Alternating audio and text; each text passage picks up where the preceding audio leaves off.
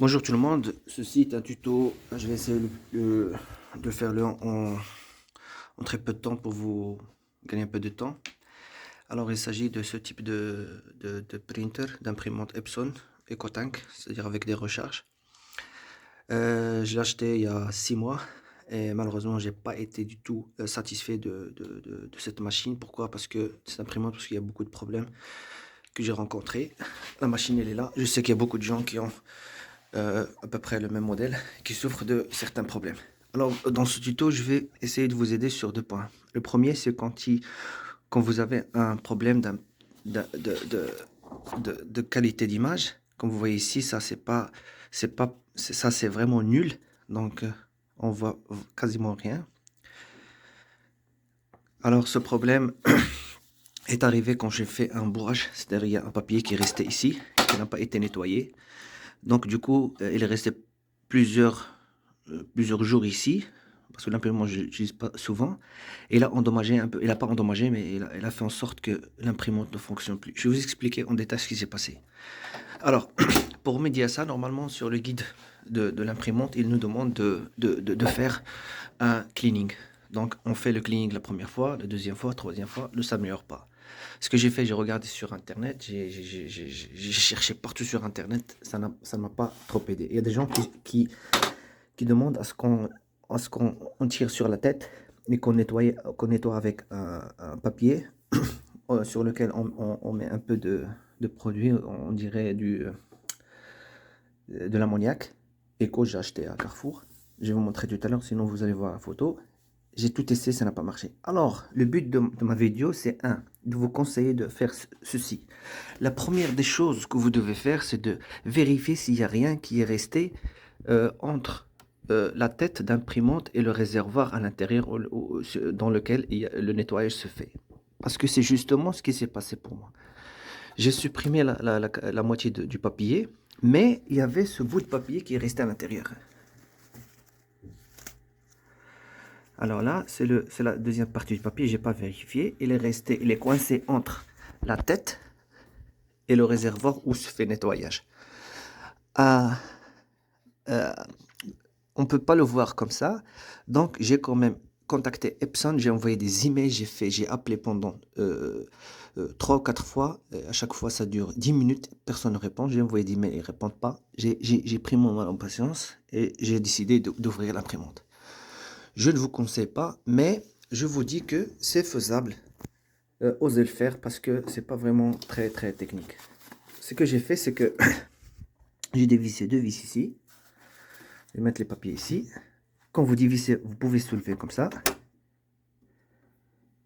Alors, avant tout, il faut débrancher le câble. Je vais pas bon, il faut le débrancher. Bon, je vais le débrancher quand même. Donc, j'ai débranché le câble. Là, c'est très facile de nettoyer. Quand j'ai tiré sur la tête, vous pouvez tirer, n'ayez pas peur, ça ne fait aucun problème.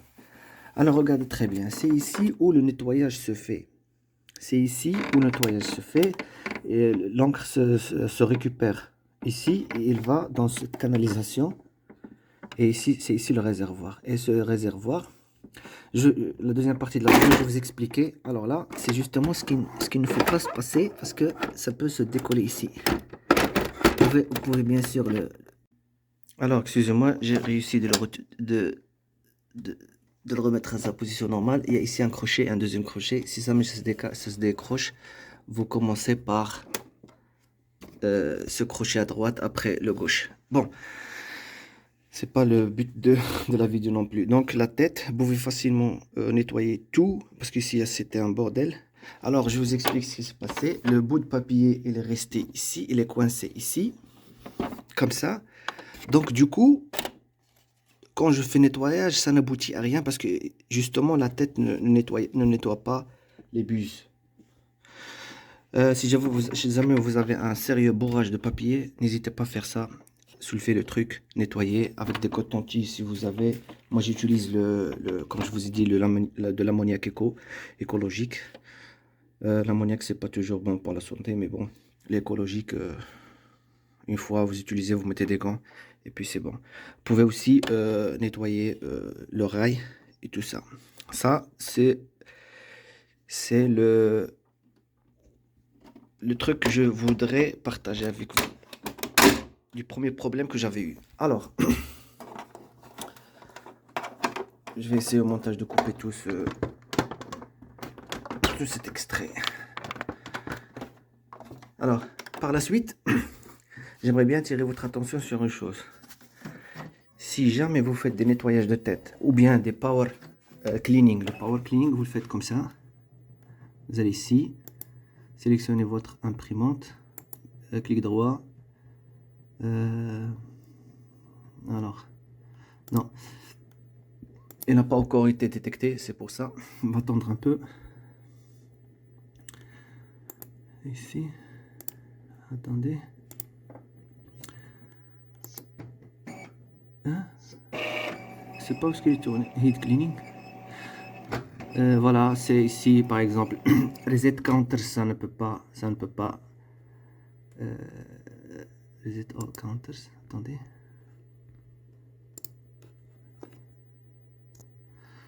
Bon. Je vais faire comme ça. Heat cleaning, vous voyez. Donc, heat cleaning. Powerful cleaning. Normal cleaning. Vous pouvez faire de normal cleaning. Quand vous faites du powerful cleaning, c'est-à-dire que vous demandez à l'imprimante de nettoyer les têtes d'une manière un peu plus approfondie. Qu'est-ce qui se passe? Ça va mettre un peu plus de temps et ça va utiliser un peu plus d'encre. C'est-à-dire que l'encre va être utilisée en plus. C'est pour ça qu'ils vous mettent des avertissements sur l'écran. Vous dites attention. Mais, écoutez bien, le problème c'est que tout l'excédent de l'encre, il passe par un tuyau. Il loge ici. Il se loge ici dans un réservoir. Le réservoir, normalement, il y a une vis ici, mais je ne l'ai pas vissé. Donc, vous pouvez faire comme ça. La vis, elle est là, donc elle n'est pas vissée. On va faire comme ça. Vous pouvez facilement, voilà, il faut juste le tirer comme ça. Le réservoir est loge ici. Le réservoir, il y a une vis. Vous envoyez les vis, vous tirez le réservoir. Et il y a 5 cartouches. Je ne peux pas le faire maintenant. Il y a 5 cartouches.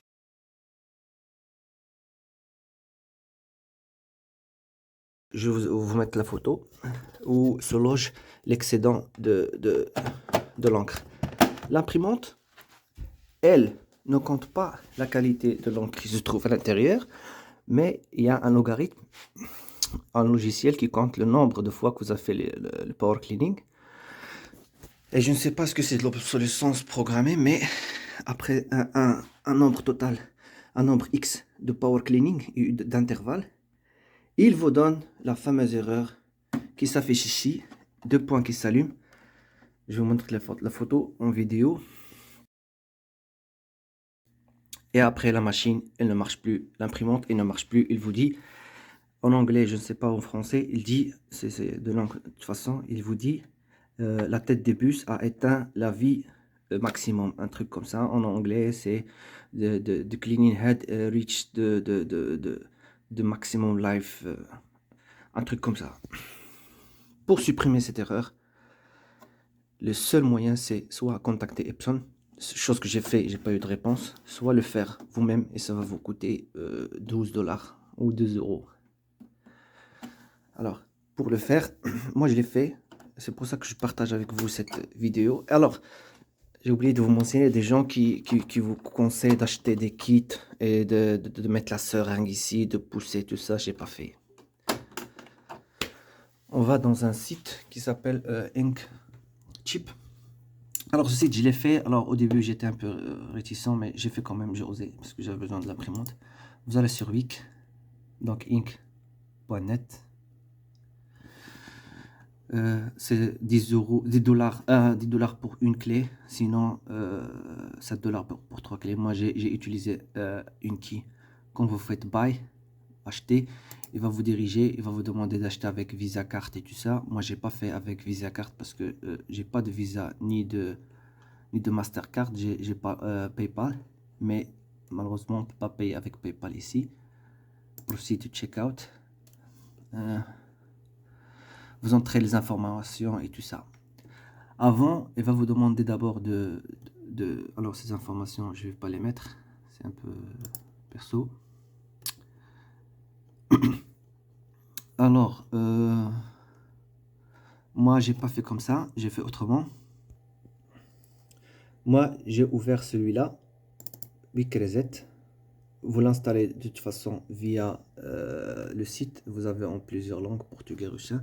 Vous tombez sur cette page.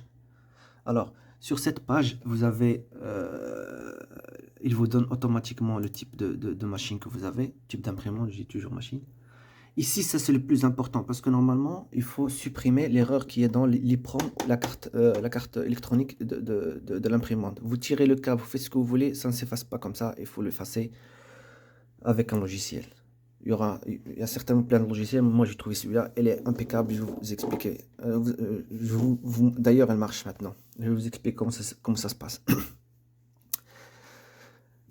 Vous allez ici, au début, quand vous faites Read Waste Container, c'est-à-dire lire le réservoir de l'encre, ici, il me dit en ce moment que...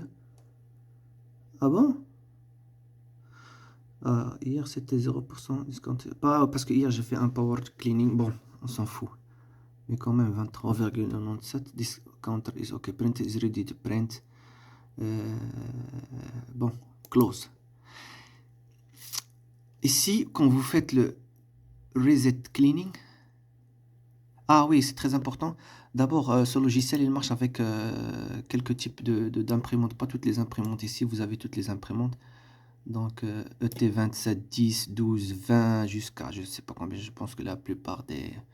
Ils vous montrent pour quelle option vous payez, pour quelle option vous ne payez pas. Reset Waste, c'est souvent payant. Quand vous faites Reset Waste Container, il va vous demander un code. Ce code, comment vous l'octroyez? Buy Reset Key. J'ai cliqué sur Buy Reset Key. Je devais normalement faire via le site, mais je l'ai fait ici. Et je suis tombé sur ça. Bon, de manuels.com. Faites attention avec ces sites. Il faut juste avoir un antivirus. Mais dans mon cas, j'ai payé avec PayPal. Donc, du coup, j'étais sûr que je ne risque rien. PayPal. Voilà, vous choisissez une key.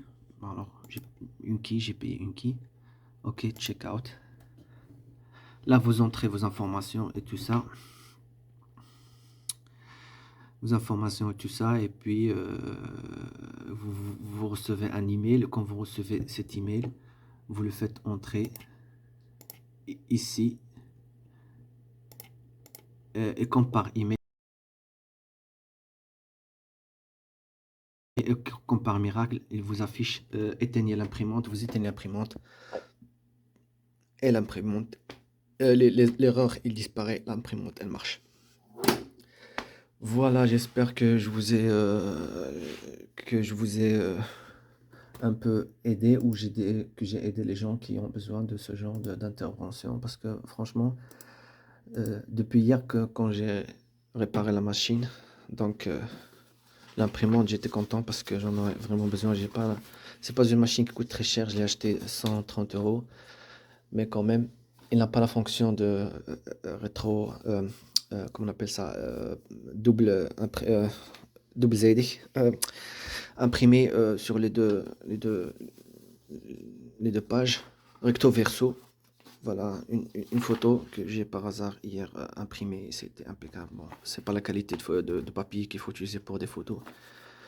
Il faut utiliser des types de papiers spéciaux pour l'imprimante. Ça, c'est juste, pour les photos, c'est juste un papier normal. C'est normal que la photo ne va pas être très... voilà, de mon fils. Alors au début, c'était catastrophique. Je vais vous montrer. Au début, c'était comme ça. C'était comme ça.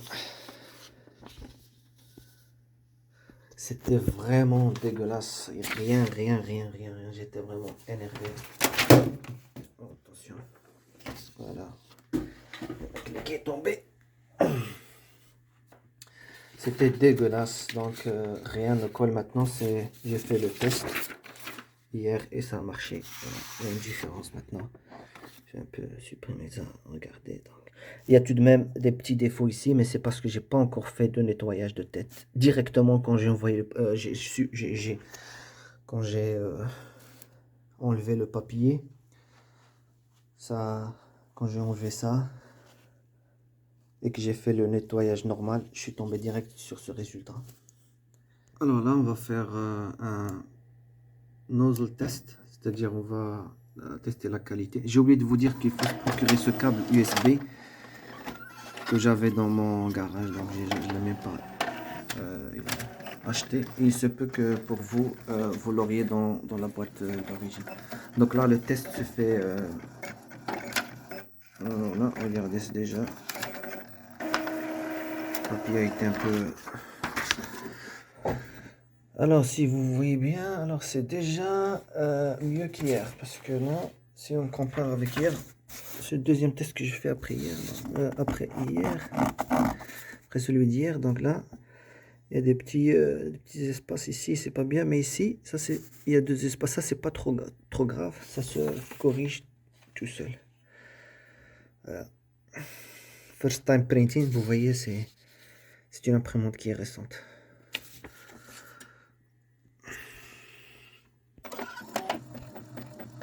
Alors là, je vous fais un petit test d'impression d'une photo que j'ai sélectionnée qui comporte beaucoup de couleurs. Donc ça, vous pouvez effectivement ouvrir et fermer sans problème. Ça n'a pas d'influence sur le travail de la machine, de l'imprimante. Je vous rappelle que pour imprimer des photos, il faut utiliser des papiers qui est conçu pour les photos, et non pas un papier ordinaire comme celui-là. La photo est pixelisée parce que c'est une photo que j'ai prise au hasard sur internet. La qualité de photo n'est pas bonne, mais c'est juste pour vous montrer que toutes les couleurs sont maintenant en fonctionnement, en ordre. Voilà, j'espère que je vous ai un peu aidé, ou j'ai aidé les gens qui ont des problèmes avec leur Epson, surtout au niveau de l'erreur concernant le InPaste, ou bien concernant la qualité d'image, c'est-à-dire. Voilà. Merci à tous.